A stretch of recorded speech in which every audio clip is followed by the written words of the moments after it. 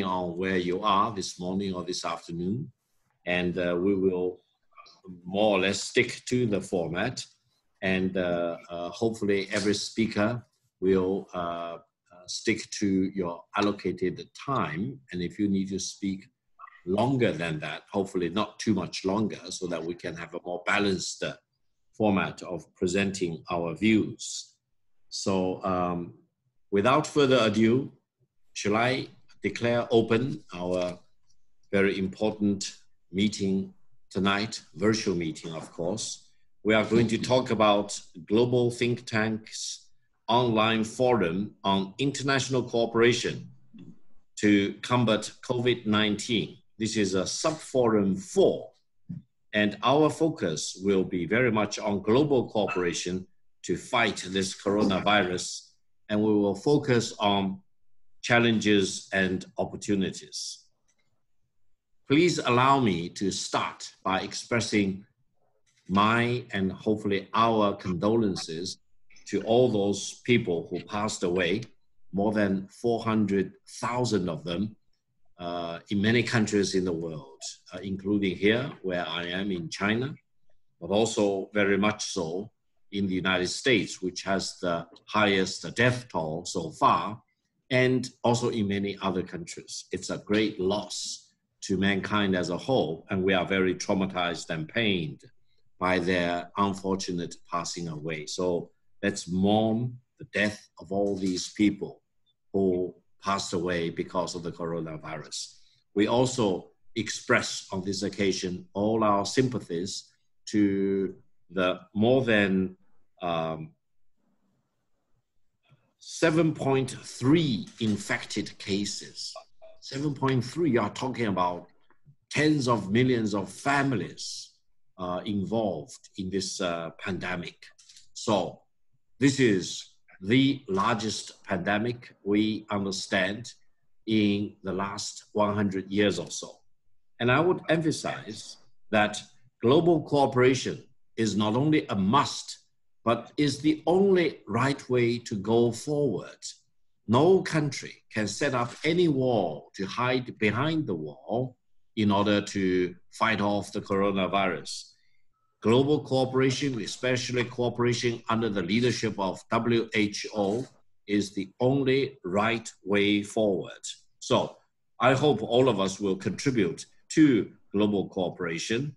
And this is exactly why our discussion tonight will be very, very important, because we come from more or less a dozen different countries. We also come from international organizations. Each of the speakers, very distinguished in his or her own capacity, are very well experienced and top authorities in many fields. So we want to encourage all of us to come up with your views as to what are the challenges for the global cooperation to fight off the COVID-19, what are the opportunities, how we can really strengthen international cooperation going forward. We also know that our sub-forum tonight is very much part of a larger forum, which you already participated online. And that larger forum is the Global Think Tank's online forum on international cooperation to combat COVID-19.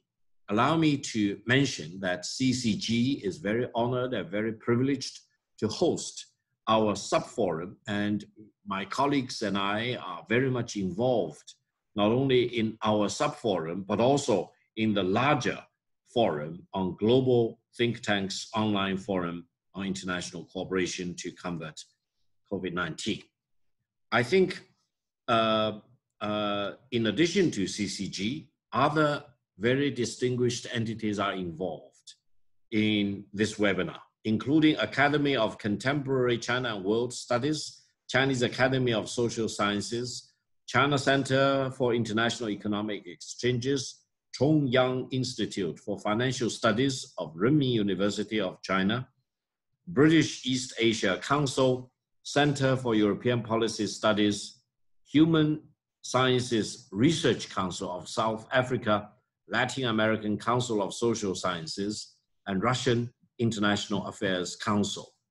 The forum brings together over 160 government officials, think tanks, scholars, and international organization representatives from China and the world to share our insights and perspectives on the theme of enhancing global cooperation to combat COVID-19 and building a global community of shared future.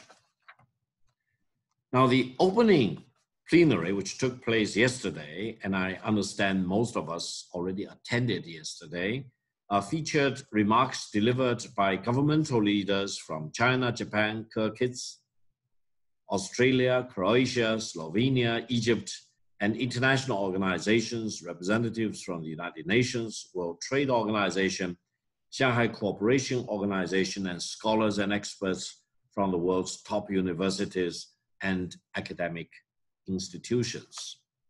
So this CCG virtual round table will feature the most pressing quest of the world today. How can countries unite rather than being divided in this battle against humanity's common enemy, that is the COVID-19? In addition to life and public health, the coronavirus crisis is posing grave threats to livelihood and socio-economic well-being of governments across the globe.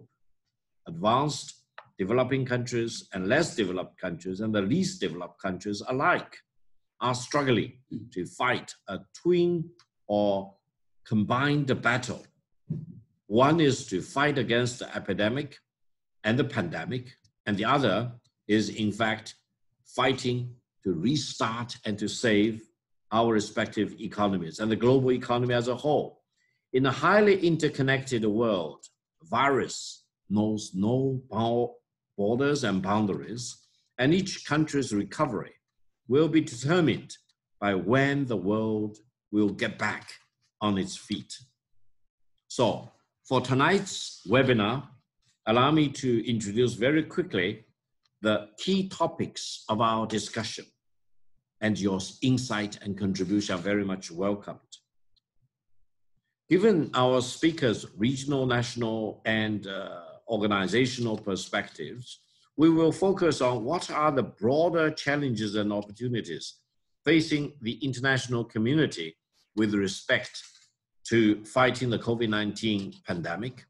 How shall these challenges be overcome or opportunities seized, given the speakers' regional, national, and or organizational perspectives, and whether we can put forward any specific proposal or recommendations in terms of enhancing the role of epistemic community in helping strike a global response to the coronavirus threats. Allow me also to mention that in the audience today online, we have representatives from CCTV, Xinhua News Agency, Global Times, People's Daily, China News Agency, and China Daily. We welcome their coverage of our webinar tonight, and we also appreciate their questions they pose or they will pose.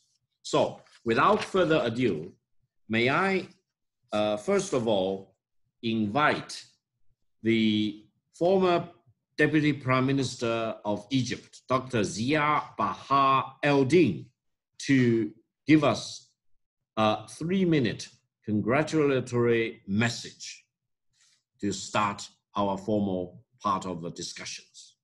Your Excellency, Dr. Ziad Bahar Eldin, the floor is yours for 3 minutes, please.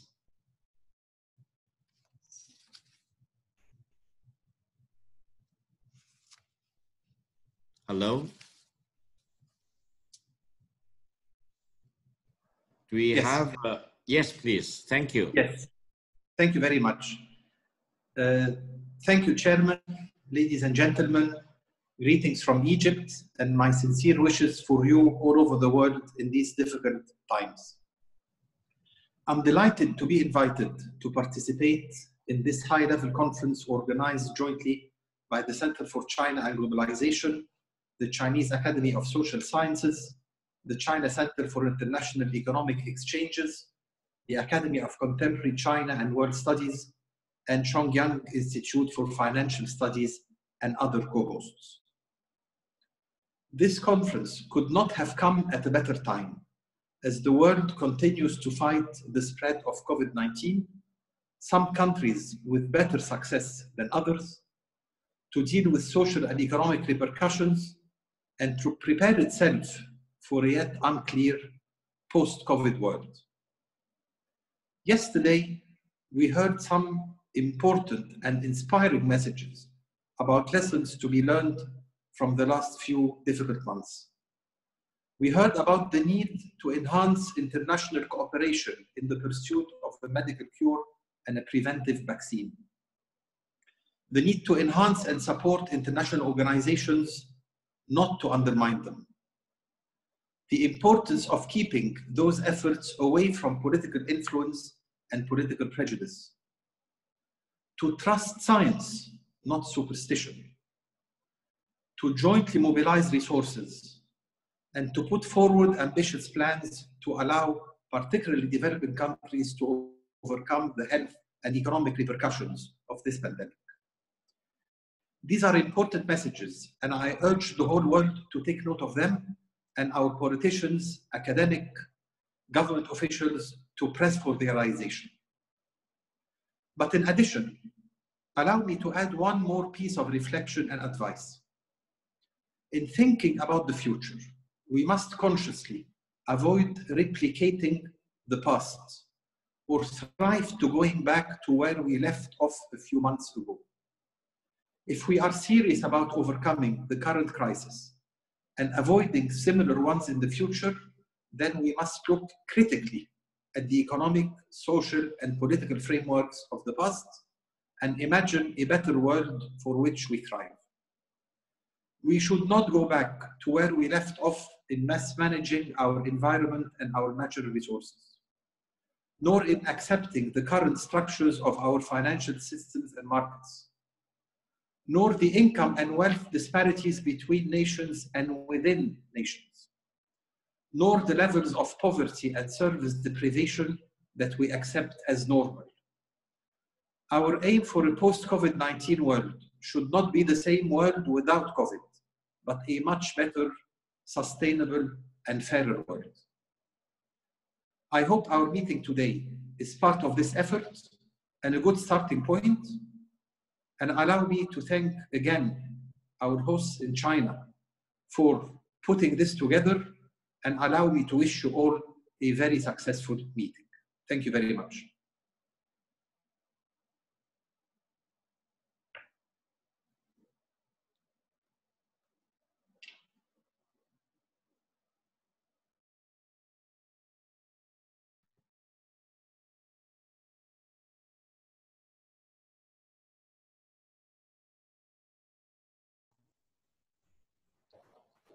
We can't hear you, Victor.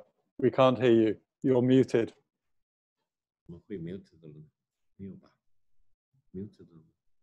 Am I muted? Hold on. We can hear you now. Can you hear me? Hello. Can I be heard now? Thank you. Thank you very much. Yeah, I just now said thank you, Dr. Baha Eldin, who spoke with us from Cairo. And I think he's absolutely right. We need to learn from whatever failures we made in the past to make sure that the future will be a better future. And our discussions hopefully will contribute to mankind's progress forward. And I think international organizations, as Dr.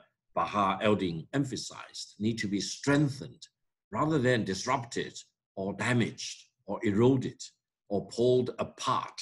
I think this is a starting point of any effort to make sure that mankind will not only triumph over the COVID-19, but also will build a better future tomorrow. Without further ado, we will start our discussions and we will go on this alphabetic order. Now, the first speaker I have the honor to call upon is His Excellency Archil Kalandia, who is the ambassador of Georgia to China. He will speak from Beijing. Thank you, Ambassador.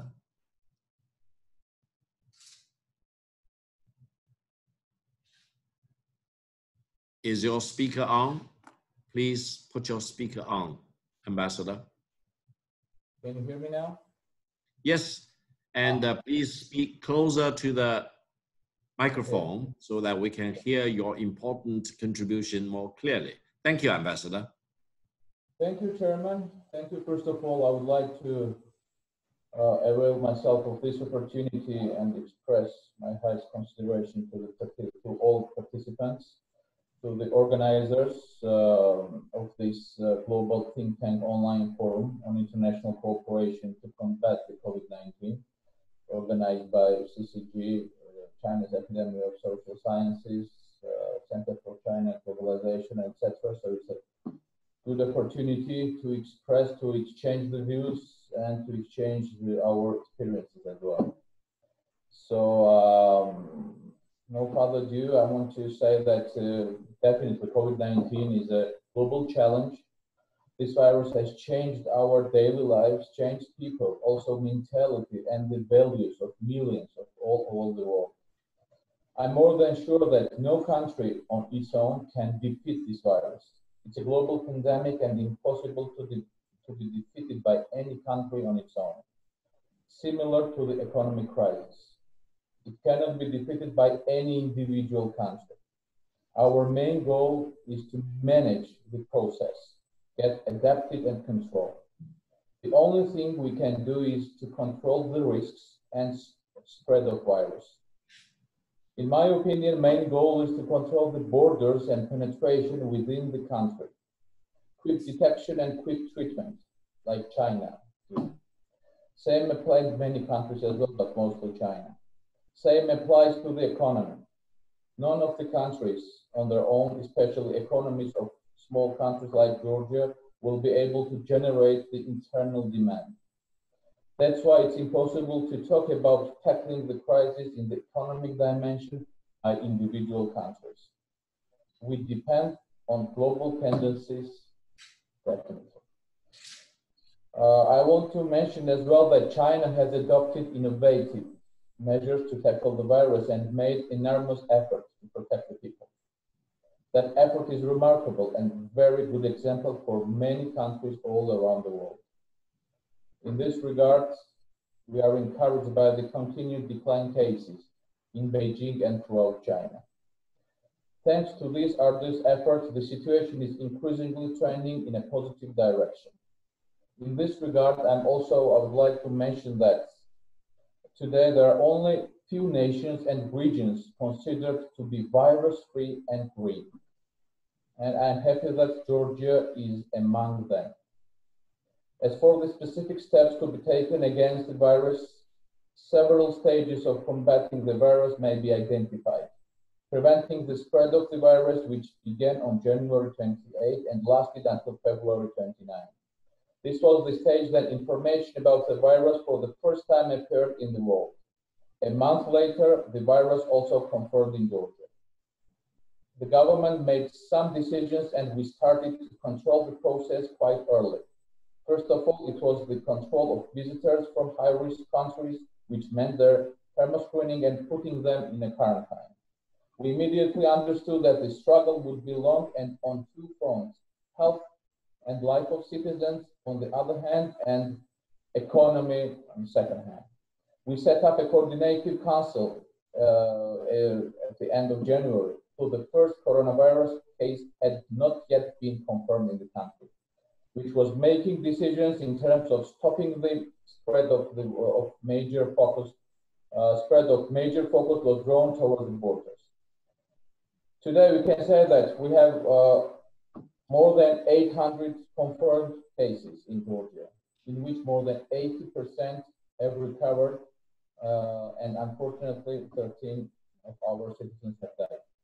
Today, Georgia has the lowest 0.3 rate of deaths per 100,000 population among the 49 European countries.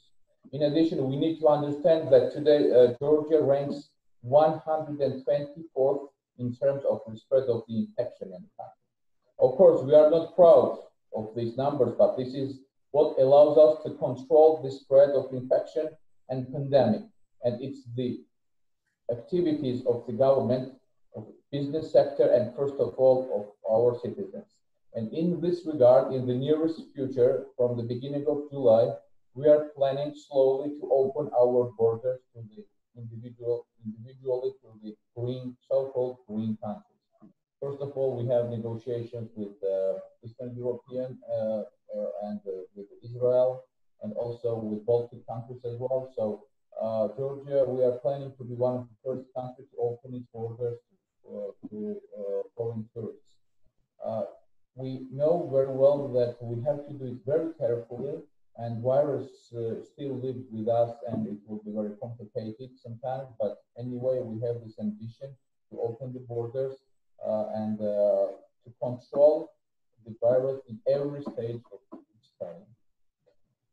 At the end, I know that 3 minutes already gone, so at the end, I want to say that nowadays it's very complicated to predict the future, because it's a very before we are still searching the ways.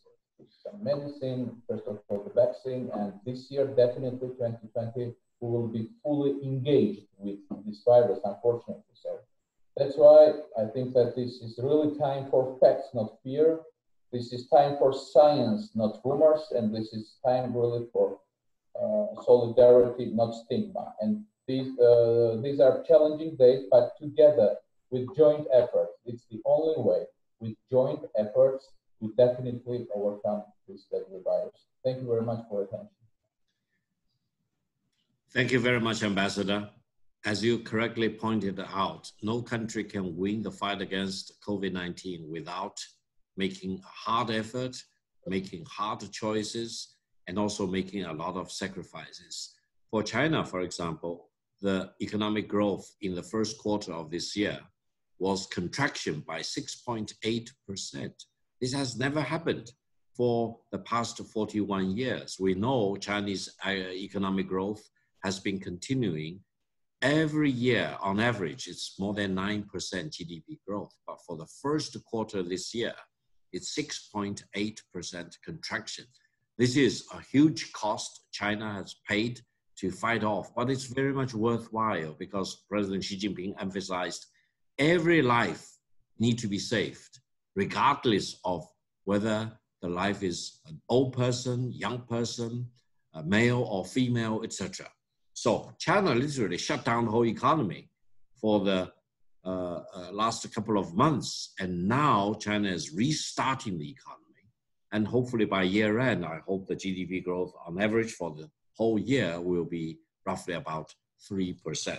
So this applies not only to China, this applies to many other countries, and GDP growth of the world needs our common efforts, our concerted efforts made by every country. Each of us need to contribute to the revitalization of global economy. Without further ado, may I give the floor to Mr. Grigors W. Kolokko, who is the Professor and Director of TIGER, standing for Transformation, Integration, and Globalization Economic Research, Kosminski University in Poland. He joins us from Warsaw. Thank you very much. The floor is yours, Mr. Kolokko. Greetings from Warsaw. Thank you, Chairman. Since a couple of decades, I'm really a great fan of globalization, and I mean by economic globalization, liberalization followed by integration of, thus far, to the extent separately performing market economies, national economies into one interconnected global economy. And even before this calamity of COVID-19, we did have some problems with globalization because it was not inclusive. So I put some trust, some hope in China's approach to globalization when China is referring to so-called win-win globalization, hoping that it does not imply 2-0 for China. So therefore, the question is, what about globalization? My point as an economist is that the globalization is irreversible. yet they are the forces, they are the lobbyists, they are the politicians, much more than the business people, which are against globalization, according to this definition, starting from the current American administration, which is a big problem, because when we talk about the global affairs, global future, world future, not a question can be answered without active participation of the United States, the same as nothing can be answered without the active participation of China. All of them have to be on the board in this world of us. So the question is, how big a chance in the aftermath, and still it is not yet, in the future of the pandemic, the globalization is? I think that globalization is irreversible because of the meaning of supply chains. They may restructure a little bit, but they will be not broken because of culture, because of transnational corporations, because we are the world, we want to travel, we want to go then everywhere. And therefore, I'm very much afraid. I don't like, for instance, the attitude of China, which is now discouraging Chinese students against studying in Australia, because Australia was somehow overreacting with the criticism for the initial reaction of China for the COVID-19 and so on.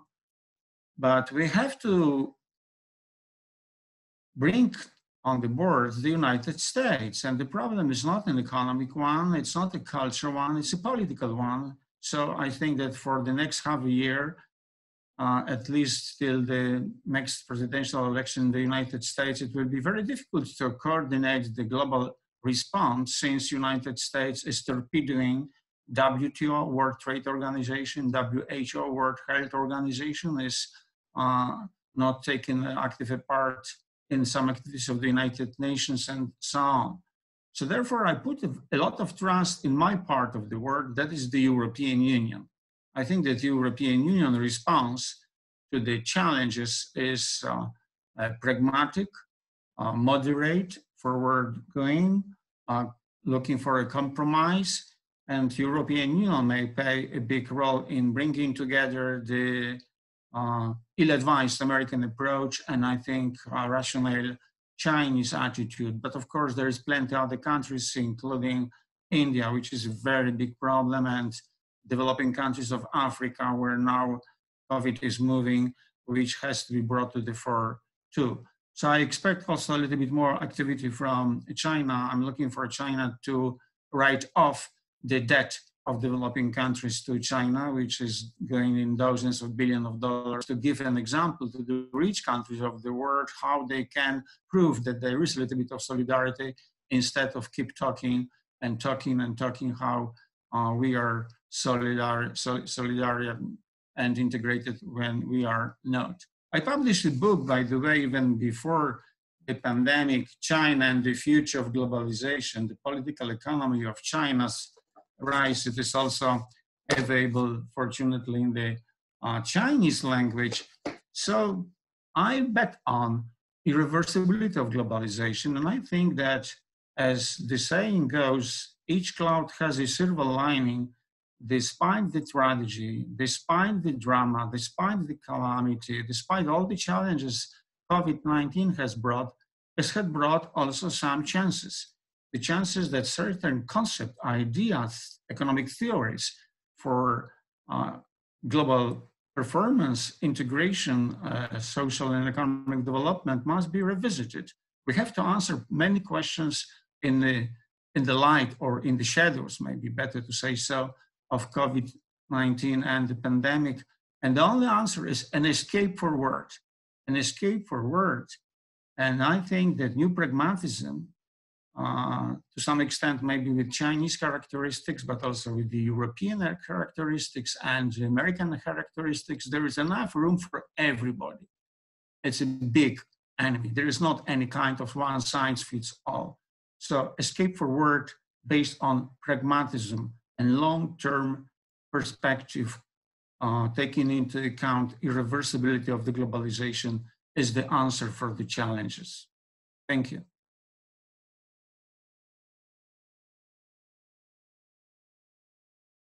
Victor, you have your mic switched off again.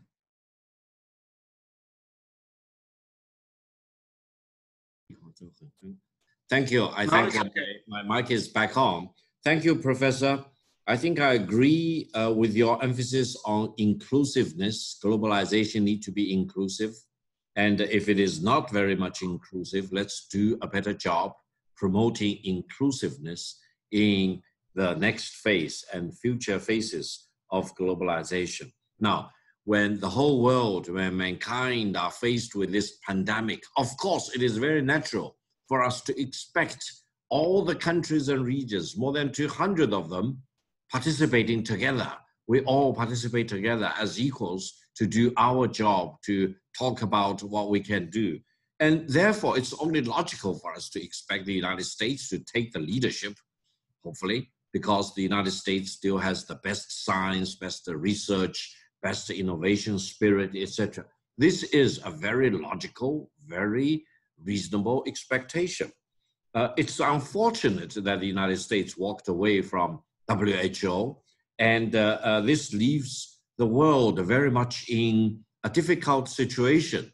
And this gives us more incentive to rally behind WHO, because the world will be very much detrimented if, for example, WHO is truly damaged. And we need to work with WHO as much as we can to make sure all parts of the world can be better served, especially the emerging markets and the least developed parts of the world. Many of these countries are in Africa, which really demand more international help and assistance than otherwise. Pragmatism is always a virtue. China cannot have advanced so quickly for the last 41 years without pragmatism. If you want to emphasize pragmatism, you convert me, even though I've been converted again and again. So pragmatism is a must going forward. Without further ado, I have the great honor to give the floor to Mr. Patrick LeBlanc, who is a senior fellow at Center for International Governance Innovation, CCG. He's calling from Ottawa in Canada. The floor is yours, Mr. LeBlanc. Thank you, Mr. Gao. So thank you to the Center for China and Globalization for inviting me to be part of the subforum on global cooperation to fight COVID-19. It's a pleasure to be here virtually. As so far, we all agree that international cooperation is necessary if we want to overcome this pandemic in terms of public health and economy. But there is one area where cooperation is crucial in managing the pandemic and its attending crisis. And it has not received sufficient attention in my mind. And that's really the cooperation between business and government. I think it's not difficult to understand that governments cannot effectively manage this crisis without the support and close involvement of the business community. I think too often we talk about governments and government cooperation and that they're in charge, and that's true. However, we talked about the economy. If we look at the services, the goods moving and all that, these are ultimately businesses that do that. And we have to ensure that there is close cooperation and coordination between these two levels, right? So as people and the economy has been forced into lockdown by governments, obviously in order to flatten the curve, essential economic activities have continued taking place and has been necessary, right? We still needed food, we still needed energy, internet communications, all these things have been essentials. And ultimately it's the business community, it's businesses, small, big, very large, multinational, local, that have been responsible for providing these goods and services. And often in close cooperation with governments, and where in fact there has not been such close cooperation, the response to the pandemic has been less effective.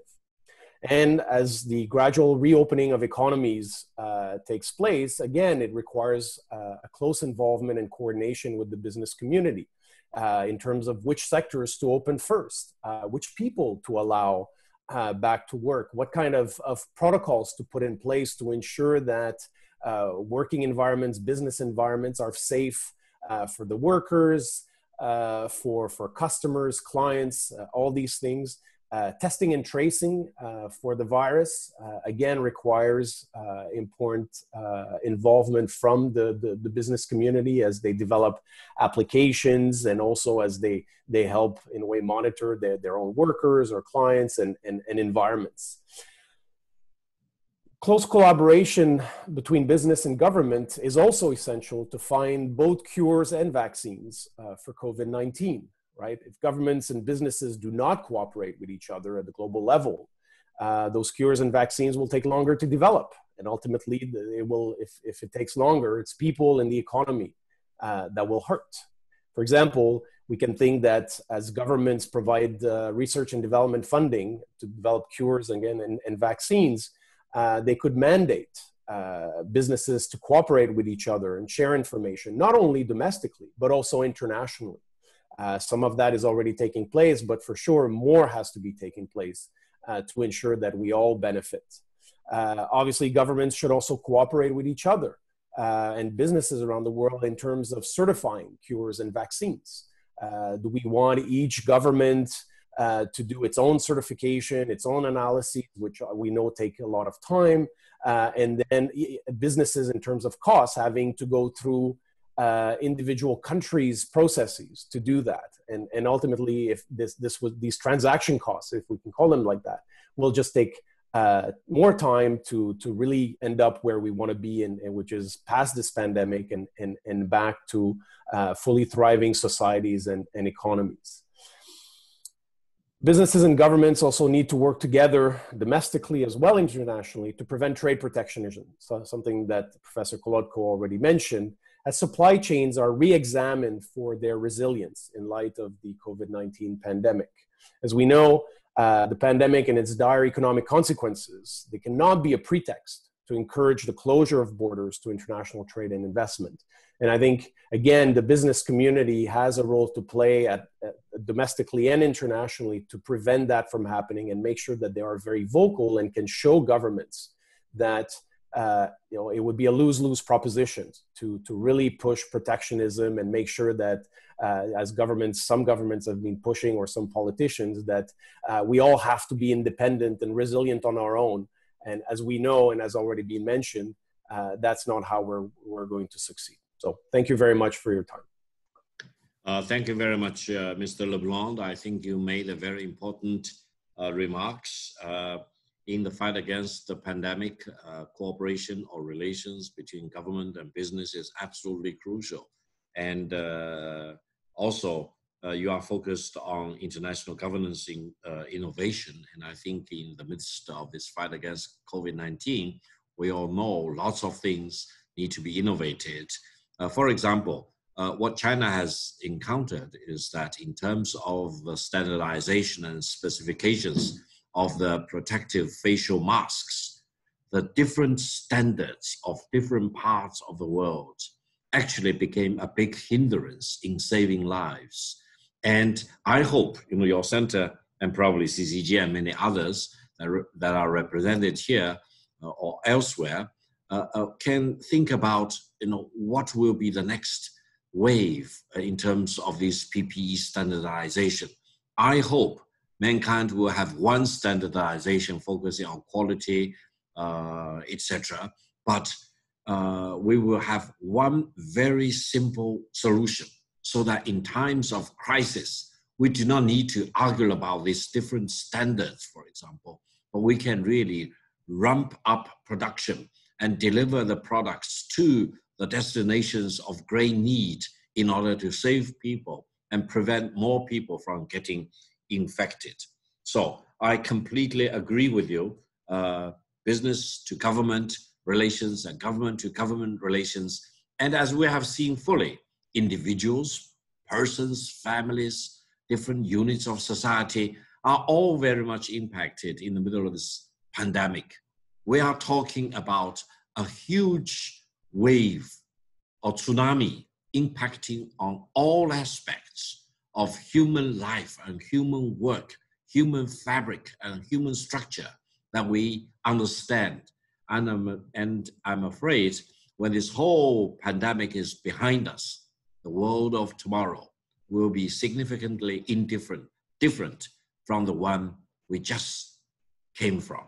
So let's be very, very alert about all these mega changes which are happening as we speak. Without further ado, please allow me to give the floor to Madam Victoria Panova. She is joining us from Vladivostok in Russia. She is Vice President for International Relations of the Far Eastern Federal University, Scientific Supervisor of the BRICS Russia Export Council. Victoria, the floor is yours. Thank you. Thank you so much, Dr. Gao, dear colleagues. On behalf of the Far Eastern Federal University and BRICS Russia Export Council, allow me to congratulate the Center for China and Globalization and the Chinese Academy of Social Sciences on convening this forum. I truly believe that this is a very important event, and this is important for all of us to show solidarity in the face of this problem, this pandemic, this challenge that we all are facing.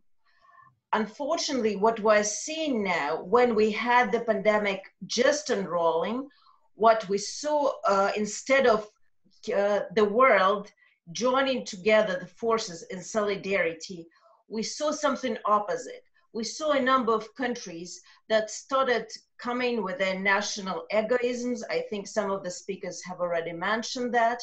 We saw previous problems, previous challenges, previous tensions between the countries going even more acute, and some very welcome deeds like that of China supporting that you've delivered on recently, supporting other countries with the medical goods, being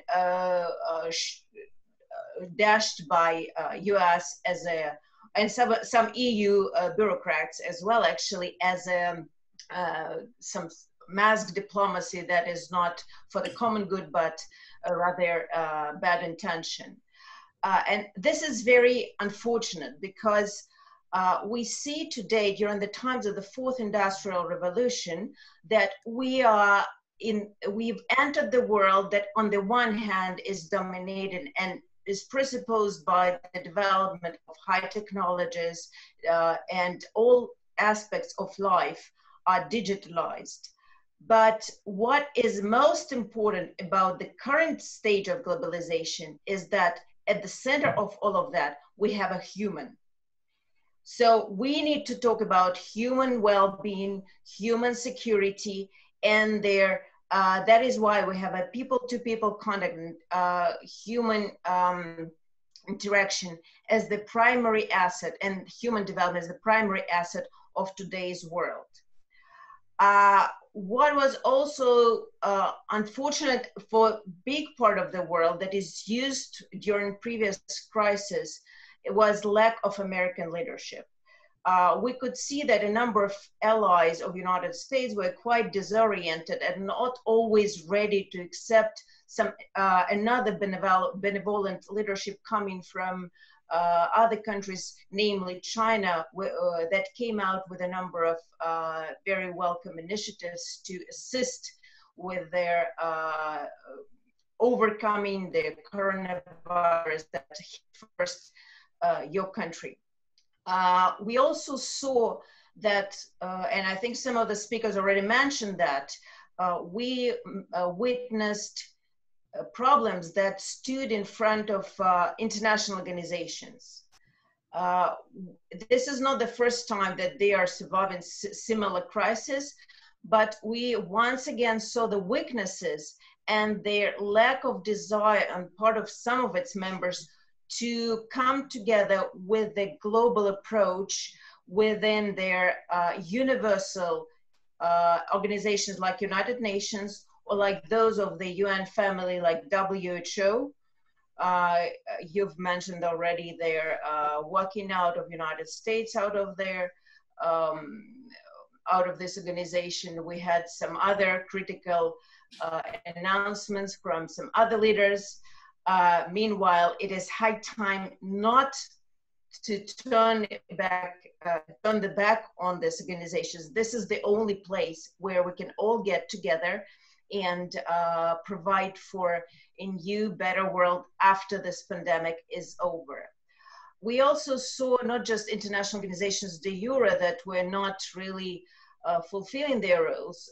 We saw the so-called club mechanisms like the G20, G7 that were not living up to their standards, to their requirements. We saw the video conference of the G20. Unfortunately, there were some welcome steps taken, not very concrete, but still welcome. But at the same time, right after that, we saw American president walking back on those commitments immediately, which broke down the whole process of the G20 agreement. We also could remember a number of interesting initiatives, welcome initiatives coming during the G20 from Xi Jinping, and another one that was not taken from Vladimir Putin on green corridors for humanitarian goods. Vice versa, what we see, instead of such assistance to developing countries whose populations might be suffering even more with the sanctions imposed, we didn't see any reaction on the part of some countries to this regard. And that is why I'd like to mention here very briefly a special role I think that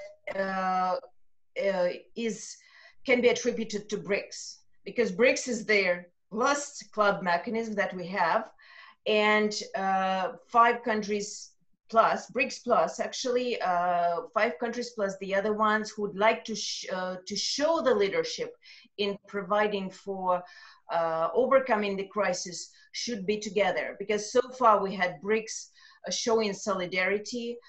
You remember the first statement in February during the Sherpa meeting in St. Petersburg to support China that was given out by the BRICS. We have a new development bank that decided on delivering, I think, 15 billion, up to 15 billion to assist countries, BRICS countries at the time of the crisis, when we have already first grants coming out both to China and India. We have, in 2018, we had the decision in South Africa to establish vaccine center. I think this should be put forward further on, because 5 countries could, with the help of the others, together with the WHO, of course, put this forward, not just with COVID-19, but with some other infectious diseases that might arise in the world. We are also to adopt the new economic partnership strategy for BRICS this year. The previous one was taken in 2015, 2020. We had to see the new one. And of course, part of it will be tackling issues in order to facilitate cooperation between the countries in the difficult times, be it sustainable development, be it digital economy, be it trade and investment, that provide for better ties between not just BRICS countries, but between the world.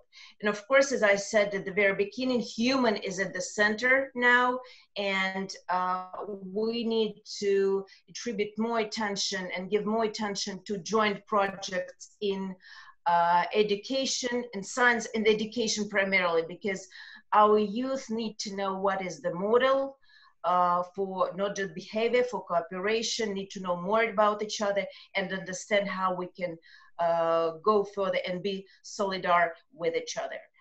Allow me to stop here, but I will be happy to answer any questions that would arise. Thank you, Dr. Gao. Thank you very much, Professor Panova.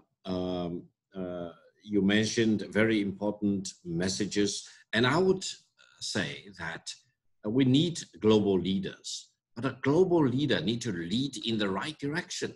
If a global leader, especially if a very powerful and impactful global leader leads in the wrong direction, that will be a disaster for mankind. That's why I'm traumatized when the United States left the Paris Climate Accord. How could that be possible? And it gives me encouragement that there are many states in the United States which decided to stick to the original commitments under the Paris Climate Accord, despite of the fact that the federal US government walked away from that very, very important accord. So I hope the United States, which is the largest, the only remaining superpower in the world, will exercise its global leadership, but lead in the right direction. Don't lead the world astray into the woods. Because of the lack of time, let me immediately go to the next distinguished speaker. Allow me to give the floor to Mr. Jacques Palais. He's joining us from Haute-Savoie of France. He's the personal envoy of the President, head of regional delegation for East Asia, International Committee of the Red Cross. We know, based on China's experience in Wuhan and in Hubei and many other cities in China, the Red Cross is always at the very forefront in the fight against the COVID-19, as we have seen the Red Cross in many other natural disaster situations. So allow me to give my very high personal regard, and also on behalf of CCG for Red Cross. And I'm very eager to listen to whatever Mr. Palais has to say about how international cooperation can be strengthened in the fight against the COVID-19. You have the floor, sir. Oh, thank you so much, Victor, and thank you for the invitation. I've been stuck in Europe for 3 months, but I'm leaving next week back to Beijing. Now, thank you for the invitation. I will try to skip in the 3 minutes time I have to just give you the perspective of humanitarian organization, and I hope you hear me well. First thing, you know, the COVID has unfortunately killed 400,000 people worldwide, but it hasn't killed the war. And the places where we work on the front line of conflict and violence, we see, on the contrary, intensification of warfare during this crisis. So I mention this because if you add some cyber attacks against health facilities in many places, including in Europe, but not only, if you see at the protection issues like sexual violence, domestic violence, which has been increasing during the crisis, I must say that as a humanitarian organization, the COVID crisis is only a new crisis spilling over many other crises in the places where we work. So for many people and population we try to help and assist and protect, it's not, you know, the main crisis for them, because they have been surviving in very difficult circumstances. The second message is, in such places, we cannot focus only on the medical response to the pandemic. We need to have a much more comprehensive and systemic answer, and we see that the traditional activities of the RCRC doing is fully part of the response to the pandemic, like, for instance, access to clean water, support to health facilities, dignified management of dead bodies, restoring family links. My point here is that those activities, which are not necessarily addressed because it's not medical, it's not health, it's not science, are very important. And that's why we really need a very strong support from the international community. Also, we need a political support for the respect of international humanitarian law. We still have so many difficulties to access the people, including for having those, fighting COVID activities. And really, we need a much more stronger political involvement of all the countries, including the most influential one. And if we look at the international cooperation, really my sense is that we do have the tools. We do have the international organization. We have global standards, international conventions, and so forth. What we are lacking is trust among states, and the trust of states for international organizations. So my plea is, and I will conclude by this, is an appeal to be much more confident much more in connection, more coordinated, but having much stronger trust among ourselves. And this is something for us very, very important. Look, we try to have access to population in Syria. We cannot do cross-border activities because states are still don't agree on that principle. So that's my plea, and I will stop here. Thank you. Thank you very much, Mr. Palette. I think you also mentioned very important suggestions.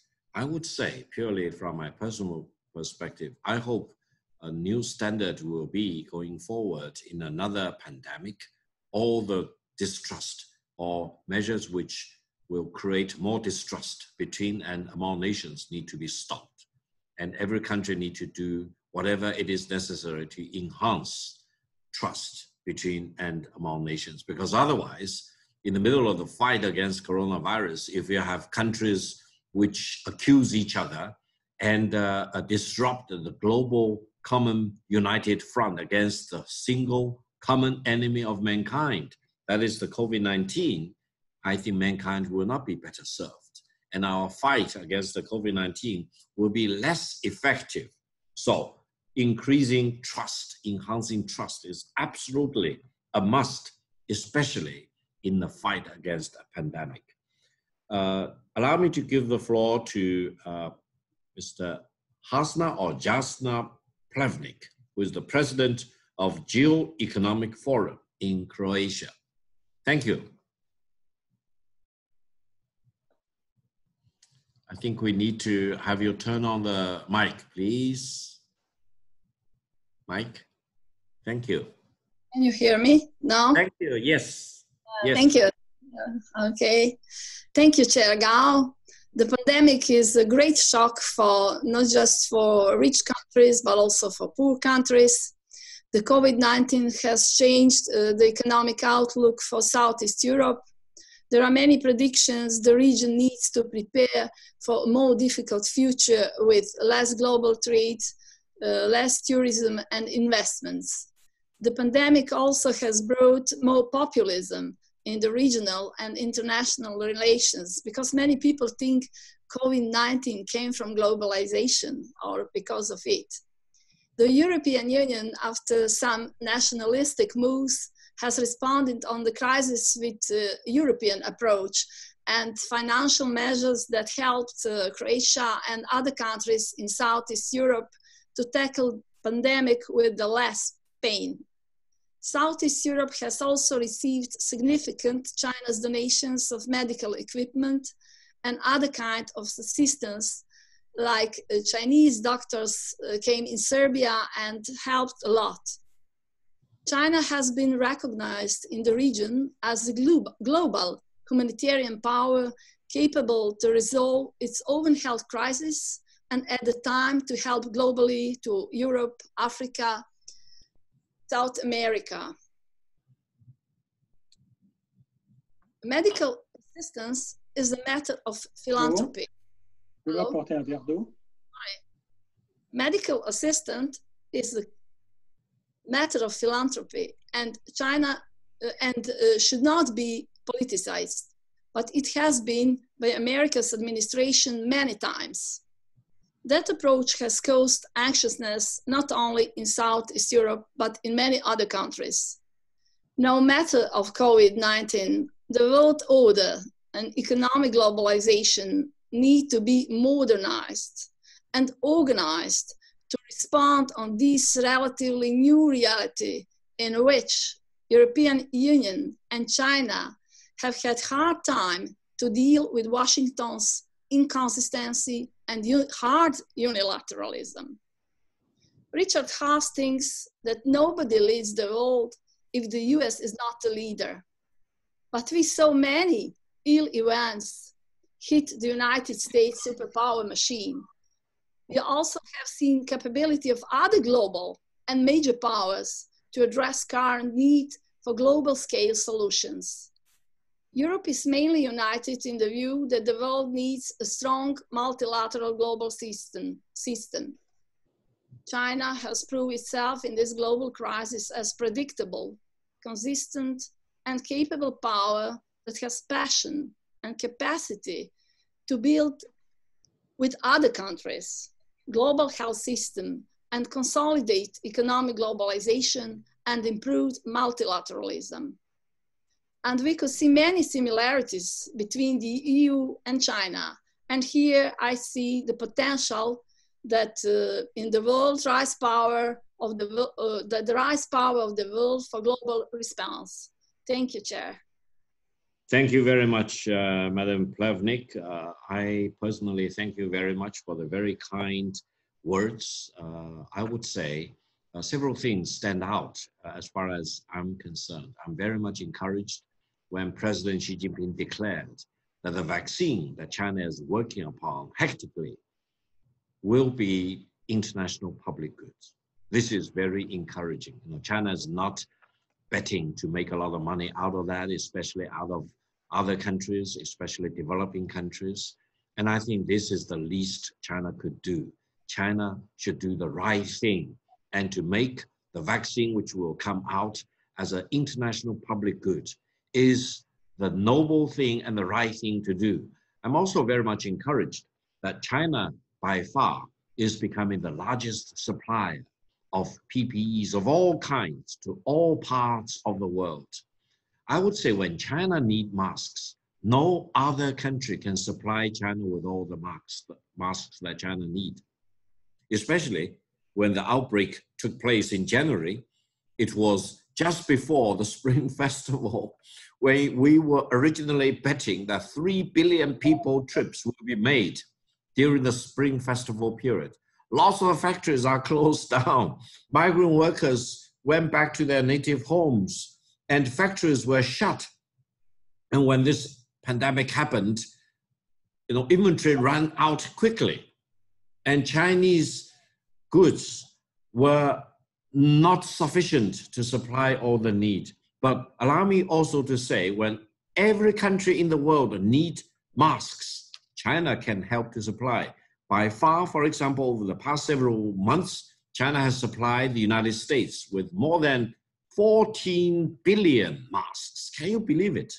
And some people probably would say maybe the Chinese government will be standing in the way to prevent such shipment to the United States. Based on my personal information, no, there is free flow of these PPE goods to the United States from China. If you listen to the governor of New York State, Mr. Cuomo, he was talking about all kinds of PPEs were from China. And I think China needs to continue to do these things, not only because they are the right thing to do, but also I think the world needs to have a better system to make sure that when another pandemic hits mankind, we are not really caught by surprise. We will have all these PPEs ready so that doctors and nurses are not infected, and we will do the right thing. So thank you very, very much for all the good things you mentioned. And I hope whichever country which becomes the number one, the first one to come up with a vaccine, need to be congratulated. But don't use that only for its own country. Let's share that on a global basis so mankind as a whole can get a benefit. Declare that as a public international good. And I really thank President Xi Jinping for doing the right thing for China and for mankind. Allow me to give the floor to my old friend, Madam Tatiana Rosito, who is Senior Fellow, Brazilian Center for International Relations. She is joining us from Brazil. Thank you. Thank you, Victor, Chair. Let me first send my greetings to yourself. It's very nice to see you again. And also to extend it to my fellow panelists directly from Rio de Janeiro, Brazil. It's really, thank you. Thanks, China Center for Globalization, for this invitation and for the opportunity to, I believe, put in practice what so many of us have highlighted as the most important thing to do, which is have a meaningful international dialogue. As we speak, the pandemic, unfortunately, is still spreading strongly in Brazil and South America. It has not reached its seams. We have always to be very cautious with the pandemic that has defied so much of our conceptions and preconceptions.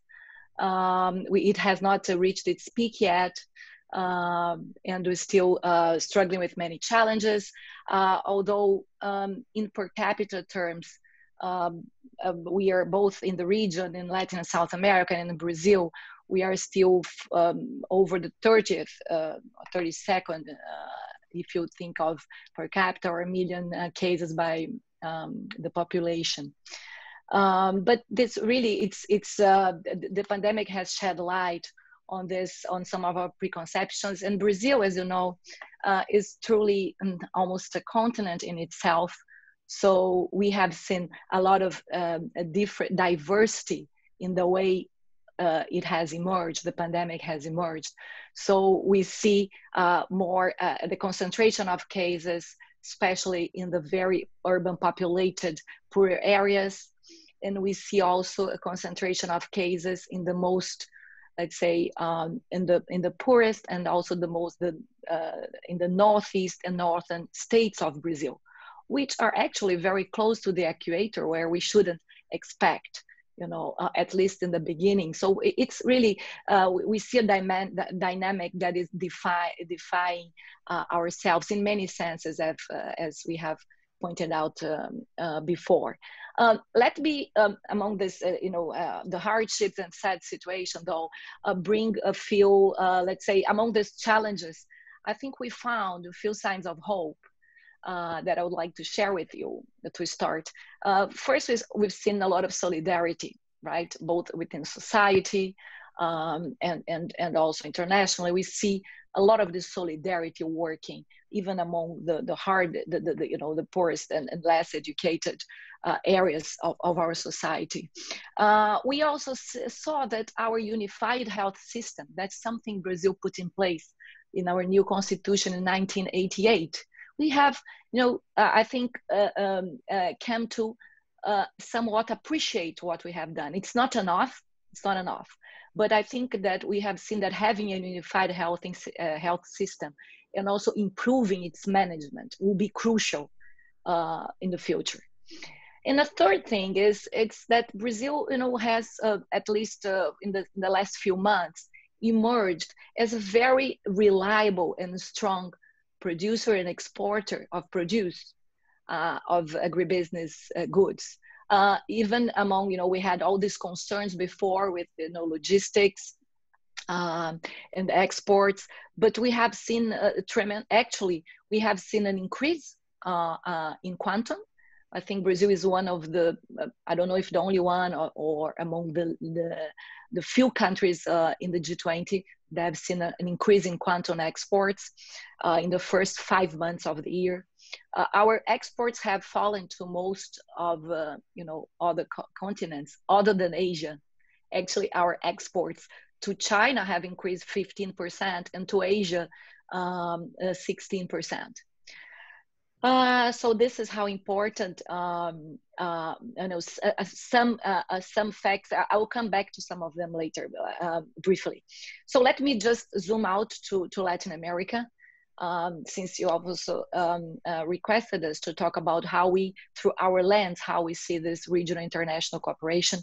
Latin American countries are traditionally known for its riches in natural resources, and unfortunately also in its very, very stark economic and social inequality.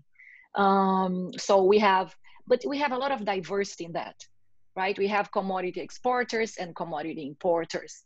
We have goods providers, exporters, and also service exporters in the whole of Latin America. We have a high degree of informality in employment in our region. And we already had not a very strong fiscal situation before the crisis. And also economic growth was not that strong.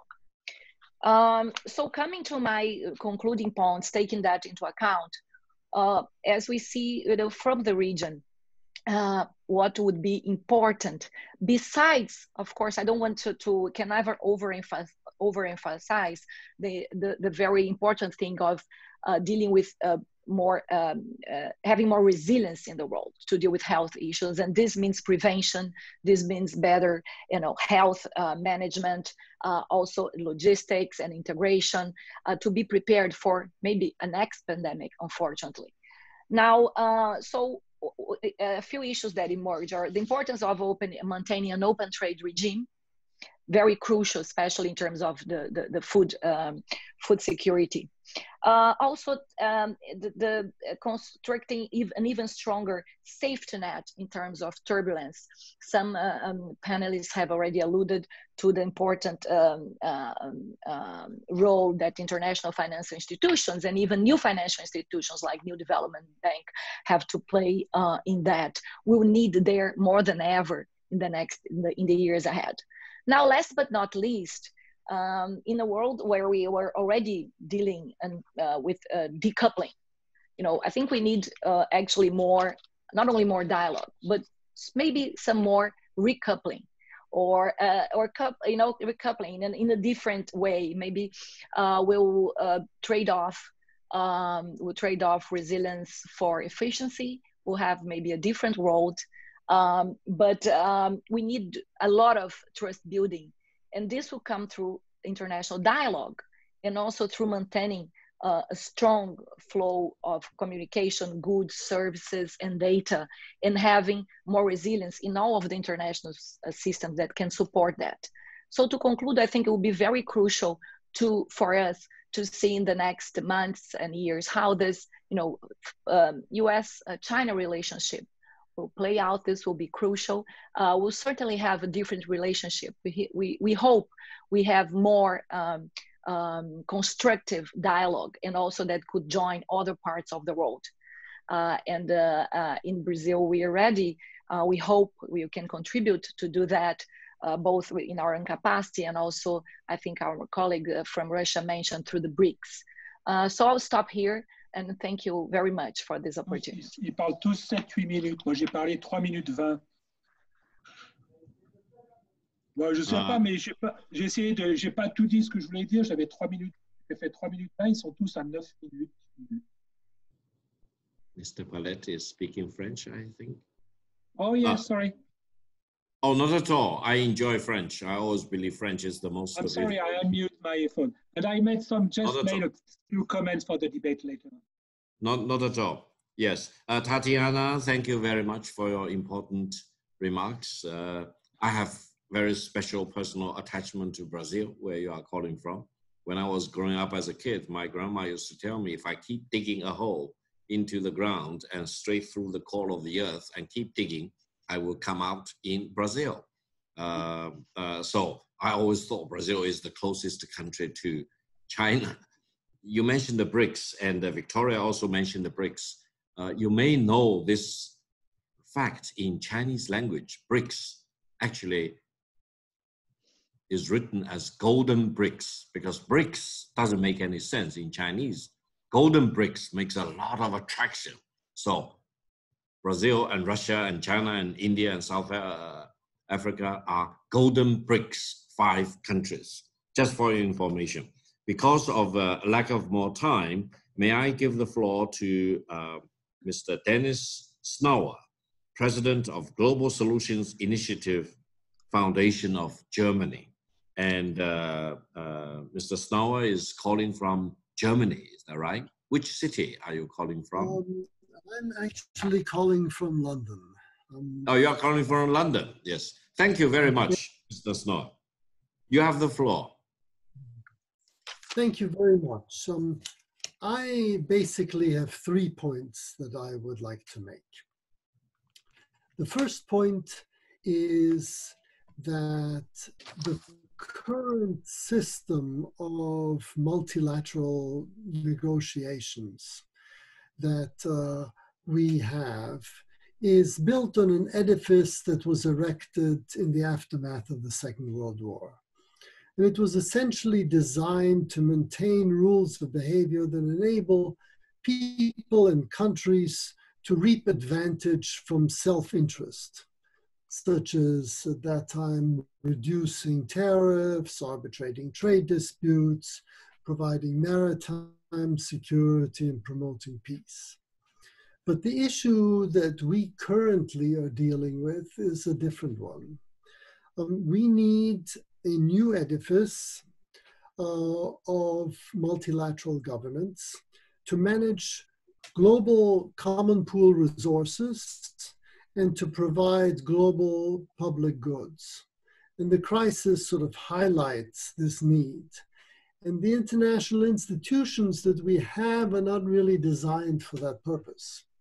And it was on that account that together with Professor Yoshino and Dr. Homi Karas at Brookings, we have suggested establishing a working group or an eminent persons group on the future of multilateralism within the G20. And that should address this particular challenge. Because governance institutions and the appropriate level of sovereignty is not clear at present. Global problems should clearly be addressed globally, but global sovereignty is not a concept that is currently in the active political debate.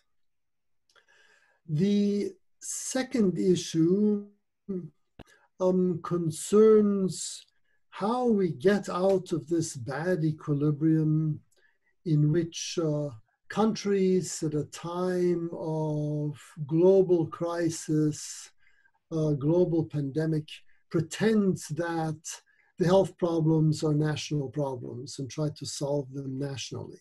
And one element in that direction would be to do our best to reduce mistrust, as you yourself have said, and to fund organizations that promote global cooperation.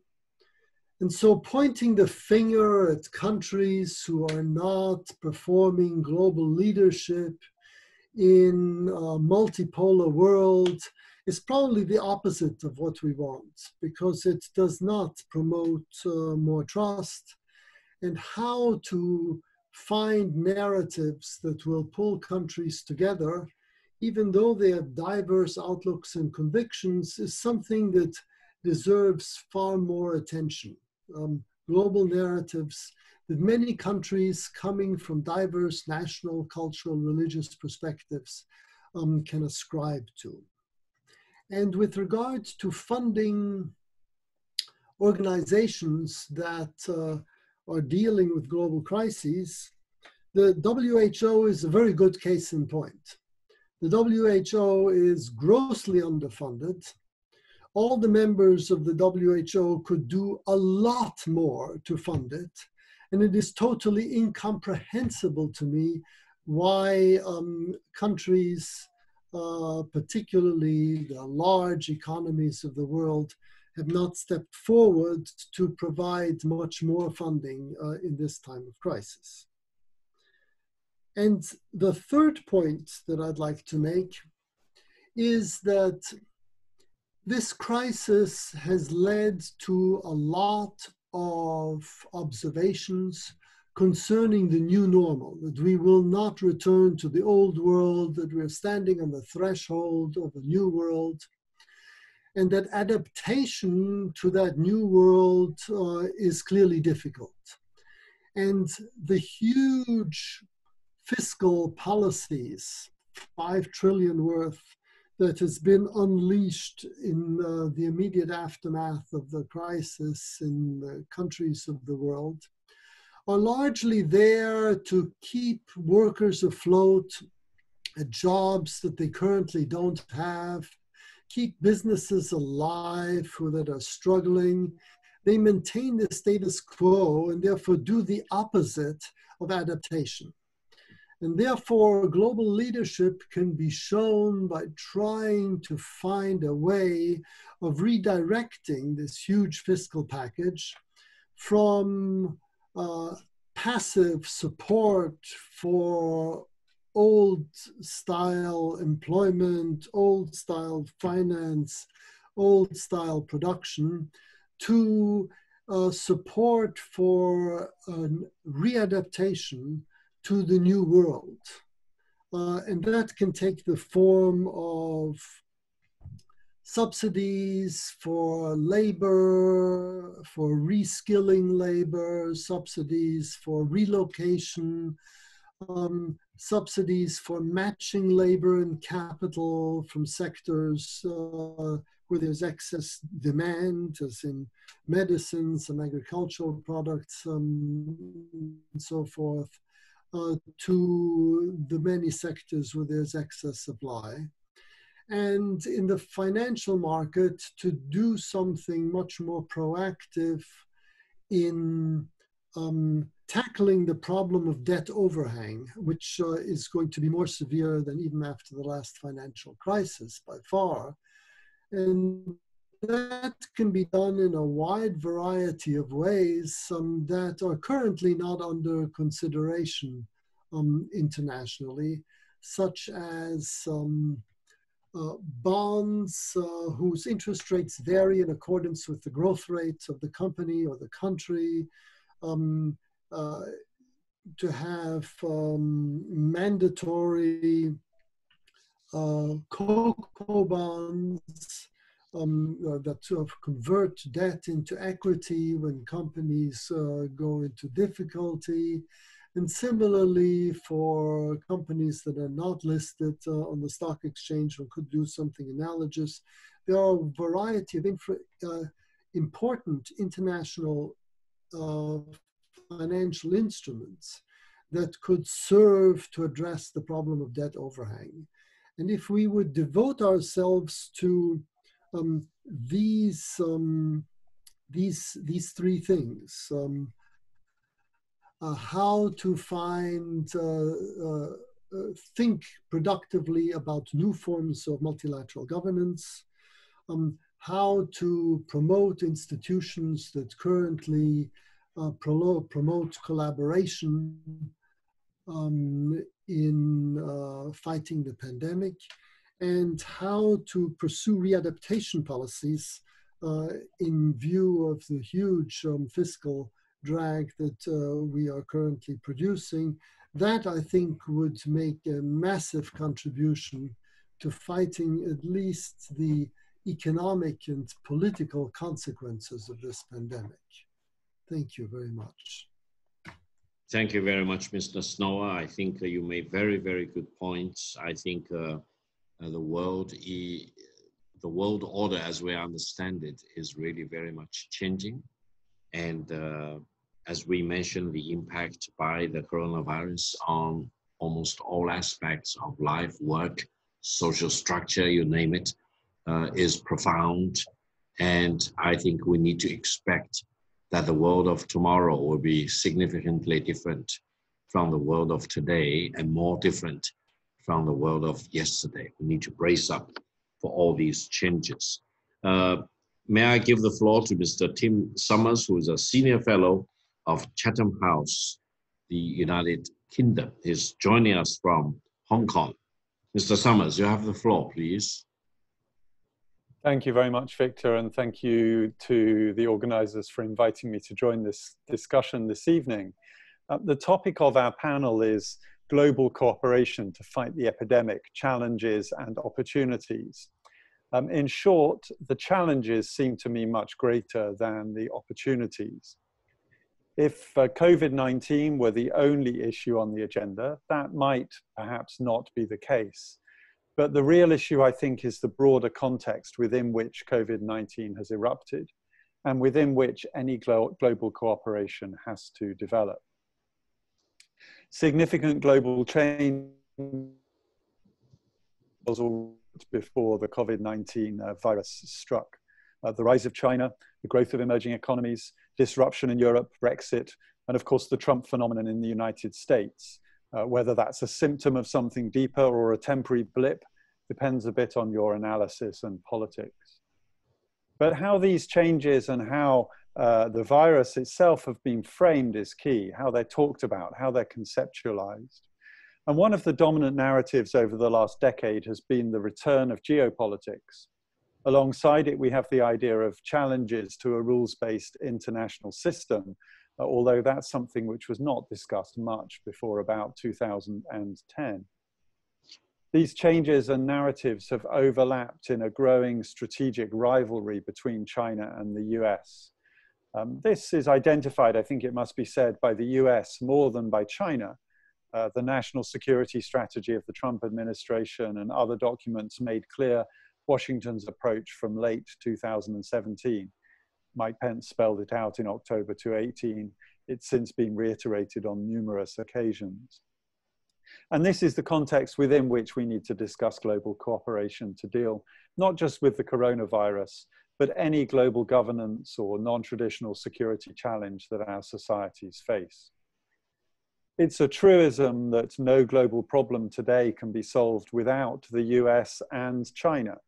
But we're faced with a challenge here. We're faced with a US administration which disdains relationships of cooperation, and perhaps a wider political culture which is skeptical of multilateralism on anything other than American terms.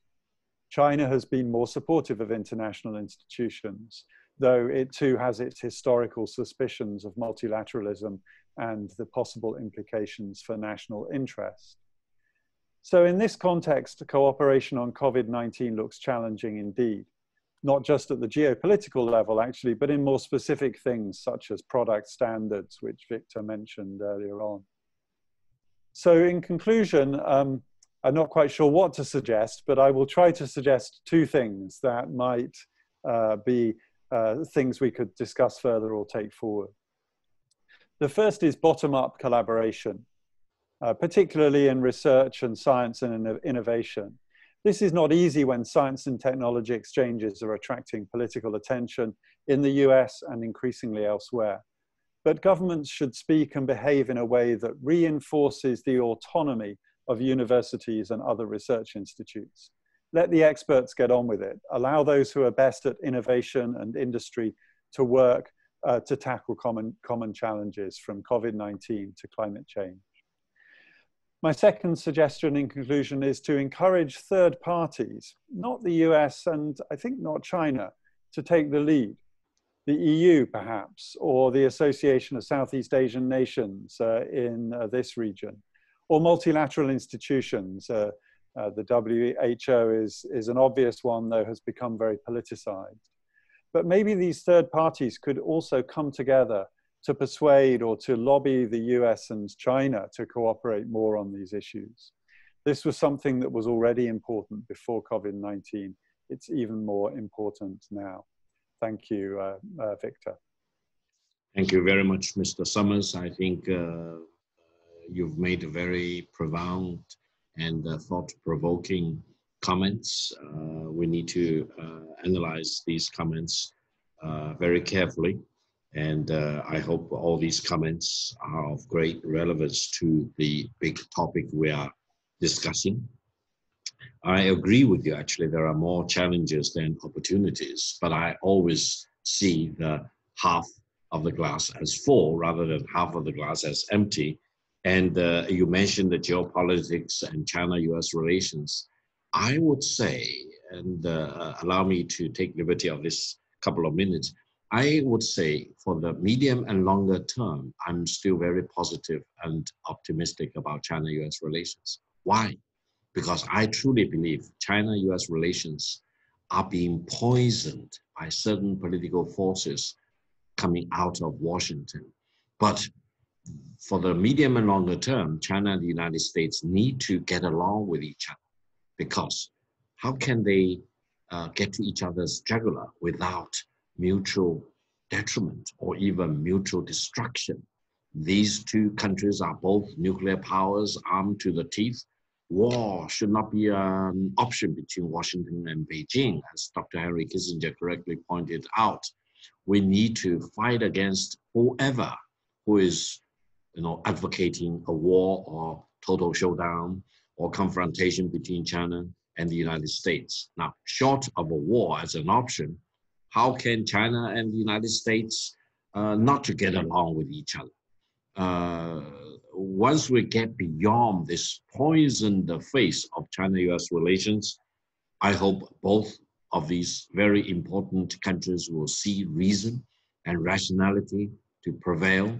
China is not an enemy of the United States, and China is perfectly happy, in my best view, to live peacefully with the United States. And I think academic freedom is absolutely necessary. It is a pity, and it really pains me to see that some of the political forces in Washington are now accusing Chinese students in the United States as being spies, for example, and keeps expelling Chinese students out of the United States. I spent 4 years in New Haven, and I think that 4 years probably are the highlights of my whole career. And I hope more Chinese students can go to the United States to study. Most of them actually decide to stay behind, which is perfectly fine. China does not complain about suffering a brain drain to the United States, because academic freedom and education is the best investment any country, any nation can make. We need to make sure that the kids have the right to go to whichever school they decide to go to, and no government should stand in the way, taking away that freedom from the aspiring kids, being boy or girls. Thank you very much. Now I have the great honor to give the floor to Professor Natalia Vinnikova, who is Vice Rector of Boris Grinchenko Kiev University East. She's calling from Ukraine. Yes. Thank you, Professor. Thank you very much. Dear colleagues, dear participants, thanks National Academy of Social Science and Center for China and Globalization for invitation to take part in the forum and this sub-forum as well. I'll mention some economic aspects generally and in scope of the educational affairs. Any estimate are highly likely to be a lower bound of the effect of COVID-19 globally. COVID-19 is for sure more widespread than the average crisis. It can be compared maybe with the financial crisis 2008 by its global effects. It may turn out to have a higher mortality rate as well. It may turn out to have a relapse. Existing global travel bans, social distancing, and economic lockdowns are unparalleled phenomena. Global value chains in production are also more prevalent, suggesting that countries will go down and perhaps rebound more sharply than in the past. Many economies saw output losses related to pre-crisis trends. The post-crisis experience across countries will vary even more. Advanced economies are commonly exporting. Low-income developing countries got harder hit than others. For some countries, the first output loss represents a correction from unsustainable pre-crisis passes. But the widespread pattern spanning advanced, emerging market, and low-income developing economies suggests losses go beyond such corrections. The consequence of such a strong shock of all mankind are not only economic, but of course, all other are caused by the slowdown in this area. Given the economic weakness of states, the general decline in the population wealth, the question arises about the future of universities, especially in terms of funding, academic mobility, international projects, and more. The trends in higher education systems in Europe will be equal to the world economic trends. The educational system will be affected differently and at different times, depending on the key features of their funding models. Of course, the main issue is funding. As for us, there is a significant risk that public funding allocations worldwide will in the next 2 or 4 years when considering the enhanced competition for public resources across various sectors of the economy. It makes policymakers review the use of indicators in funding formula to avoid major imbalances brought about by significant changes in variable cost, for example, number of students or research projects, while universities continue having to cover fixed costs, infrastructure, staff salaries, etc. It will be important to mitigate and distort effects with the appropriate adjustments of the existing funding mechanisms. As for the tuition fee, it is necessary to realize that higher education system with a larger share of income generated from fees paid by international students will be affected by the coronavirus pandemic already in the short term with knock-on effects in the year to come. In some cases, the current crisis has already led to recruitment freezes or staff layoffs, travel restrictions, reduced family income, and continued health risk will result in falling international enrollment, at least for the next academic years, and massively affect university financing and operations.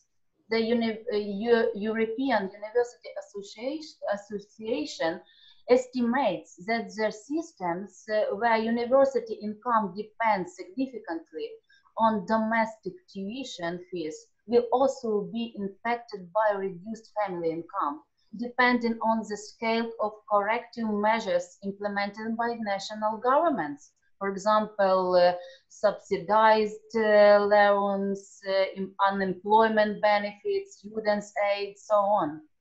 To sum up, it's worth to underline that the large financial losses resulting from the shortfall of tuition fees need to be counterbalanced in short term, particularly in those systems that are more reliant on students' financial contributions. This will in turn enable universities to survive and to contribute sooner to the social and economic recovery to get overall benefit. Thank you very much.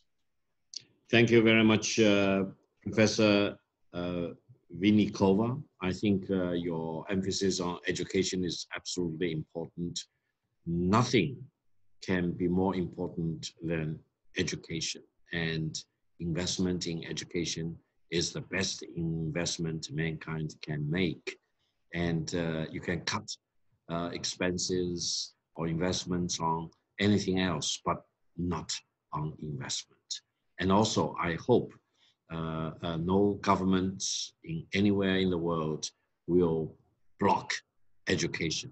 Exchange of students and scholars are absolutely necessary for the freedom of academic studies and for the overall good of mankind as a whole. So I completely agree with many of the good points you just now made, and I hope we can continue to talk about how in education need to be unhindered by any government in this fight against coronavirus.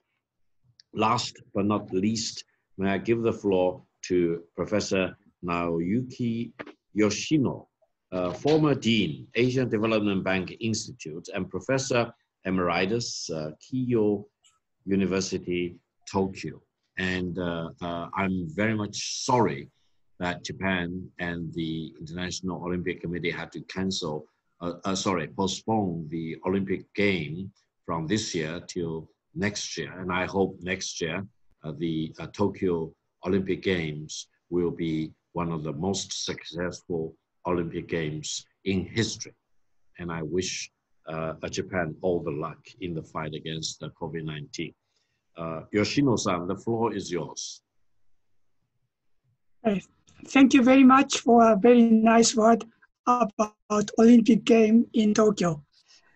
Because I'm the last speaker, so I would like to focus on 3 points, which were not so much discussed.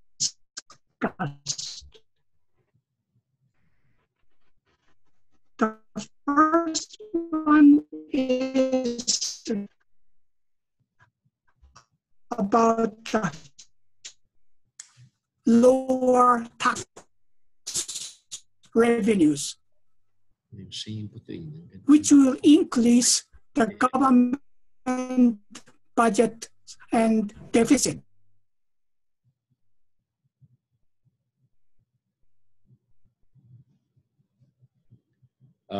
I think we are losing Yoshino-san. I hope it will be okay. Is it connected? Hello? It's connected, yes. Yes, okay, it's connected. Yes, so please. First point is budget deficits will increase in many countries, especially emerging economies.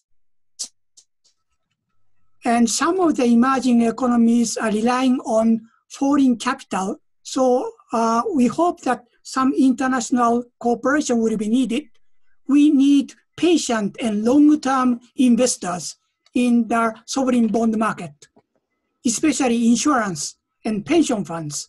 They are looking for long-term investment. So I hope international cooperation could go into capital market so that they can keep on lending money, especially for sovereign market. Otherwise, short-term capital will affect a lot to many emerging countries. And second one is infrastructure investment. It's very important.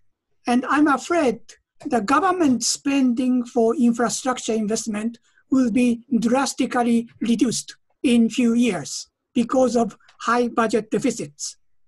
However, digital infrastructure and physical infrastructures are very important. Especially digital infrastructure will help education. And I hope that the infrastructure investment can be financed not only government, but also by private sector financing. So PPP is one of the keys to maintain the magnitude of infrastructure investment. And in order to bring private sector money into infrastructure investment, rate of return from infrastructure investment has to be relatively high. Otherwise, private sectors cannot come in. And many infrastructures can create big spillover impact into the region. Digital infrastructure can develop the region, and education that has a long-term investment. So the rate of return should partly come from those spillover tax revenues, and which can invite private sector finance into infrastructure. So the second point is PPP, private participation infrastructure, where government spending will decline, so private sector will have to make increase in infrastructure. Last one is small and medium-sized enterprises are affected a lot in many Asian countries and developing nations. And since banks will become very reluctant to lend money to risky borrowers and small businesses after the COVID-19, I think there are 2 policies should be needed to coordinate in SME finance. One is credit guarantee, which will support the private banks' loans to SMEs, small and medium-sized enterprises. However, too much credit guarantee will create moral hazard because banks are very easy to lend money, but that will create non-performing loans. So I think there are policy systems to avoid moral hazard will be needed. So differentiated credit guarantees system or differentiated fee will be important together with credit guarantee. Second one is the difficulty for startup businesses. And many Asian countries now started crowdfunding, investment trust, investment crowdfunding. Those kind of crowdfunding will support the startup businesses so that they can create their own businesses. So I think those are the 3 points I would like to make. Since I am the last speaker, so I would like to just make my points very clear and short, and which has not been discussed in the past presentations. Thank you very much. Thank you very much, Yoshino-san. You again made very important remarks. I think as we see in many countries, especially in the larger economies, how to provide financial assistance in the middle of this fight against coronavirus, stimulus plan, etc., is a very important aspect of the overall fight against the COVID-19. Different countries are using different ways. In the United States, we see a lot of unlimited quantitative easing, printing of unlimited amount of money. It may serve the immediate goal of jumpstarting the economy, but the harm for the medium and longer term could also be long-term and sustainable damage to the economy. But we leave that aside. I agree with you. Financing is important, PPP is important, international cooperation is important, and how to deal with this budget deficit is very important for many countries. And infrastructure investment in China is not decreasing, but increasing, because I think in China, we believe investment in infrastructure not only can contribute to jumpstart the economy, but again, is one of the best forms investment for the long term. A railway, for example, invested today can bring, for example, benefit for the coming 100 years. So it's a long-term benefit for a very short-term one-shot investment. So I believe that we need to make more investment rather than less investment in infrastructure. But how to deal with this financing requirements, how to come up with financing solutions is a top priority, I think, for many countries in the world. Thank you very much, Yoshino-san. You're the last speaker, but definitely not the least. Thank you again. Yes. Now, we are getting closer to the end of our 2-hour period of time for the webinar. As I mentioned, we still have lots of distinguished media represented at this webinar. May I just read out some of the questions they presented to us, and any of the 12 panelists can give a shot at any of these questions, and hopefully the more, the better. But just remind ourselves of the shortness of time available. The first question comes from People's Daily. It says, after arduous efforts, China finally controlled the spread of the epidemic. I hope that's true, but you never know. How do you evaluate the response of the Chinese government since the outbreak of the pandemic? I hope the answer will be short, yes, and to the point. Thank you. Anyone? Can I make a point? Yes, please. Very briefly, in 2 points. Initially very bad and then very good, because at the very onset, there was some delay with making everything public and acting properly. And if there was done instantly, you would have less of fatalities in China and there would be less of spread. And then I think it was quite a remarkable answer, yet very costly for the economy. I'm afraid much more than it has been expected. And we have learned from the China's way. Also in my country, Poland is doing pretty well relatively in countering the coronavirus, flattening the curve, etc. But now it's already June and we are at the other stage. Let me make one point because I won't take the floor anymore. I'm very much in favor of multilateralism, what was stressed before. You said, a couple of us said, that it's great that President Xi declared that the vaccine against COVID-19 is going to be, and it will be, if China will come to the fore first, a global public good. Public good means that we, the people, we will not pay as we go to drugstore. but it means that somebody has to pay for it, and it will be billions of dollars because billions of people must be vaccinated.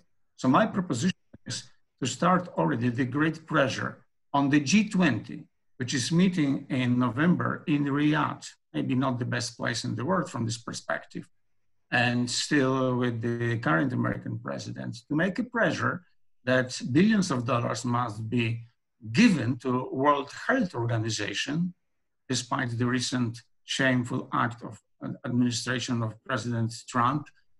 And only the WHO is able to manage the logistics of making the vaccine indeed the global public good. Otherwise, it will be another political declaration without hard fact and money support. Xie. Thank you very much. Thank you for your straightforwardness in giving answer to this question. Allow me to make one very small additional point. You mentioned the first phase versus the second phase. You know, when the epidemic first started in Wuhan in particular, many of the hospital visits were misdiagnosed. They were treated as flu, as pneumonia, as diarrhea, as cough, for example, because this COVID-19 was something very, very new. It was not something already in your knowledge base. And I would thank the Chinese doctors and the scientists for scrambling into action to zoom in and come to the exact nature of this COVID-19 as a virus and discover the exact genome sequencing and make the genome sequencing publicly known to the whole world through WHO. So when we say mistakes or slowness may have happened in the first phase, I think I agree with that. But it is against the background that this coronavirus was very, very lethal, very, very new, and mankind as a whole was caught by surprise. And the great city of Wuhan, with a population of 11 million people, ready to celebrate the biggest holiday in Chinese calendar, was caught by surprise. And so this hopefully will be the background for us to think about this very important question. May I share with you the second question from People's Daily? It says, when China is in the most difficult time, mostly in January and in February, I would say, many countries in the world have given strong support to China. Now the world is under threat of the pandemic. China is also actively helping other countries to fight against the virus. How do you rate the international community's mutual assistance in face of this grave difficulties? Thank you.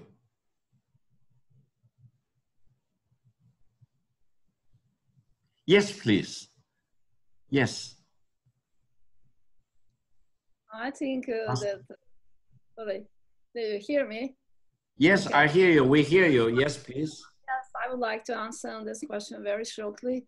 But I think that China also received a great support from the European Union, and I think in February especially, and I think that we could see a good cooperation between China and the European Union. And there is one difference. European Union help to China was not interpreted as some kind of European Union interest to get some influence on China and Chinese people. While when China helped to the European Union and other countries in the Europe, there was some kind of estimation that behind it standing China interest to strengthen its influence there. But generally, I would say that there was very good relations in this area between China and other countries, and there was great support for China's problems at this first time. Thank you very much. I would say the Chinese people, me included, will be eternally grateful for all the countries in the world which provided lots of help to China in January and in February. Some countries donated, for example, 1,000 masks. For China of this big size, 1,000 masks probably do not sound a lot, but in January, 1,000 masks meant a lot to the Chinese people. So we are eternally, remembering all these great signs of solidarity from other countries. That's why, for example, I personally have donated the masks to my classmates in the United States. And I think this is something I need to do. I need to help my former classmates. And I think now that we are starting production in huge quantities, we need to do our bit to help our friends in many other countries, especially in developing countries, in those countries which do not have a lot of access to these PPEs, but also to the United States, which is now the most hit in terms of deaths and infections. Thank you once again. May I share with you a question from China Daily? It says, the WHO has reiterated on multiple occasions that global effort against COVID-19 requires solidarity and international cooperation. However, we are also seeing some fragmenting forces in play, such as the United States withdrawing from the international organization, and recently Brazil is also contemplating the same course of action. Anyone? Yes. Tatiana, you are from Brazil, yes? Yeah, maybe I can say something. Yes. Yeah, I don't have any information, precise information actually from the government about that.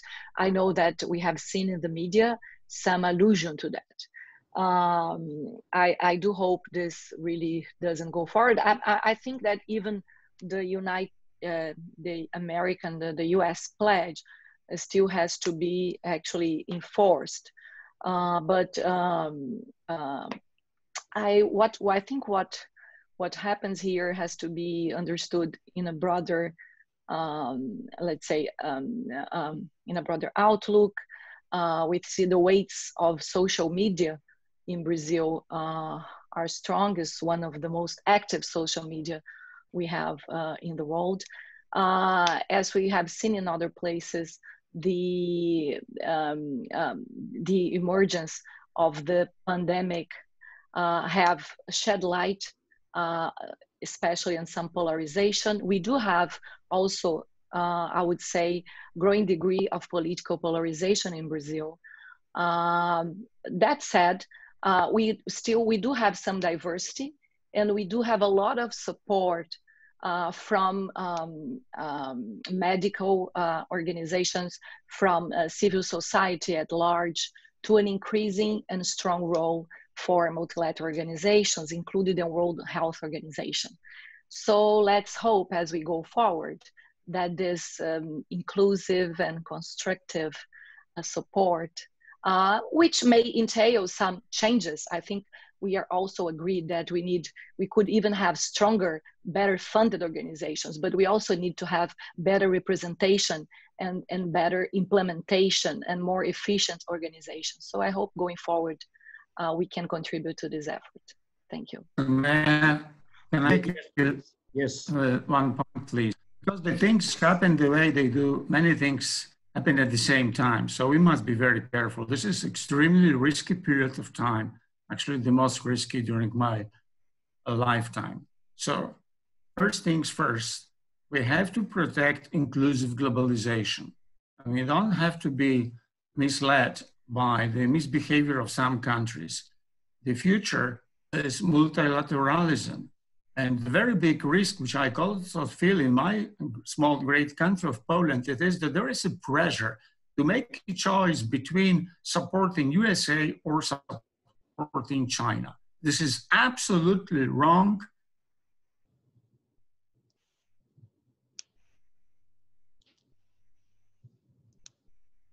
Well, I apologize. We just lost the professor, and I hope we can get him. Okay, I'm back. It is absolutely wrong. You do not have to choose between, you know, having good relations with the United States or with China to pick up 5G from Huawei or from an American company. We have to escape forward. We have to fight for inclusive globalization. We have to protect multilateralism. And all the problems we do have, there is the solution, but it must be based on the ground of multilateralism. That is why I'm stressing that we have to start already to work to the end of the forthcoming G20 in November in Riyadh, because the pandemic and the COVID-19 has been put in the context of the trade war and the Cold War, which was declared by the given country, that is the United States, and now they want to engage in this attack of the war some other countries. So I think that we, the intellectuals, by our teaching, our research, our public appearances, we have to support multilateralism, and we have to push the globalization forward. New pragmatism, inclusiveness, multilateralism, that are the major points of the escape forward. Thank you. Thank you very much, Professor Koloko. I think you made important points. I hope countries like Poland or countries like Australia, New Zealand, Singapore, you name it, will not need to choose between China and the United States. But I do hope every country in the world need to choose between right and the wrong. If the United States is doing the right thing, leading in the right direction, let's follow the US leadership. If the US is leading astray in the wrong direction, into the woods or into the abyss, let's refuse to follow the leadership, because otherwise we lose our sanity by only following one country, regardless of whether that country leads in the right direction or not.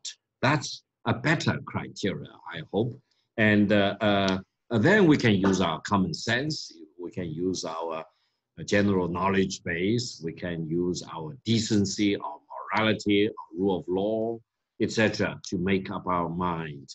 The worst thing is we follow blindly, regardless of how our head and heart would tell us.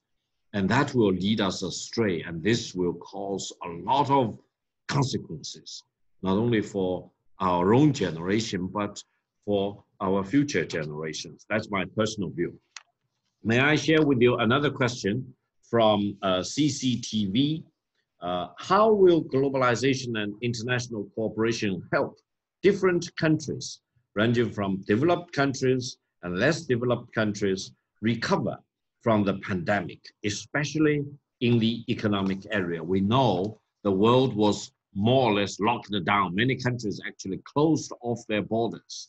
India shut down all their aviations in and out of India or between different cities of India.